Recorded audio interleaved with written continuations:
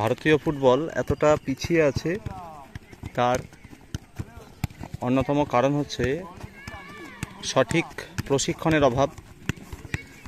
আমি Suvendu Bhattacharya, all India football ফেডারেশনের লাইসেন্সপ্রাপ্ত football প্রশিক্ষক।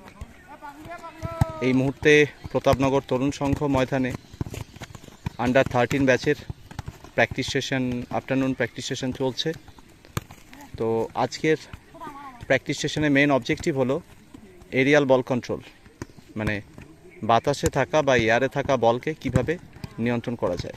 তো এটার জন্য সবথেকে গুরুত্বপূর্ণ একটি প্র্যাকটিস ড্রিল হলো বল জাগলিং, যেখানে পায়ের এবং শরীরের বিভিন্ন পার্ট, যেরকম ইনস্টেপ, এর পাশাপাশি থাই এবং মাথা, এই তিনটাকে ব্যবহার করে প্লেয়াররা কিন্তু নিজেদের এরিয়াল বল কন্ট্রোলকে ডেভেলপ করছে। একজন দক্ষ প্রশিক্ষক বা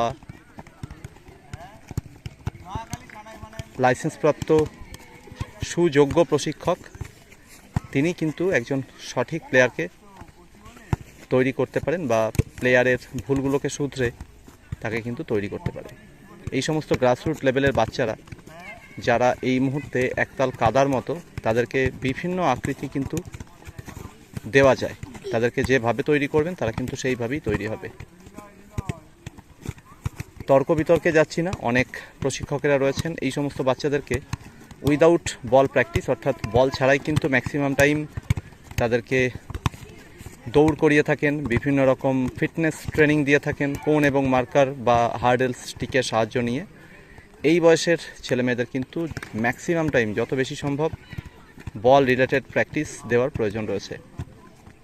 তাই যারা ভালো প্লেয়ার হতে চাইছো বা যে সমস্ত অভিভাবকেরা ভালো প্লেয়ার তৈরি করতে চাইছেন নিজের ছেলে বা মেয়েকে, তাদেরকে অতি অবশ্যই একজন দক্ষ প্রশিক্ষক বা সুযোগ্য সেই রকম প্রশিক্ষকের কাছে ফুটবল শিখতে পাঠাবেন। এতে কিন্তু তার ভবিষ্যৎ ভালো হবে।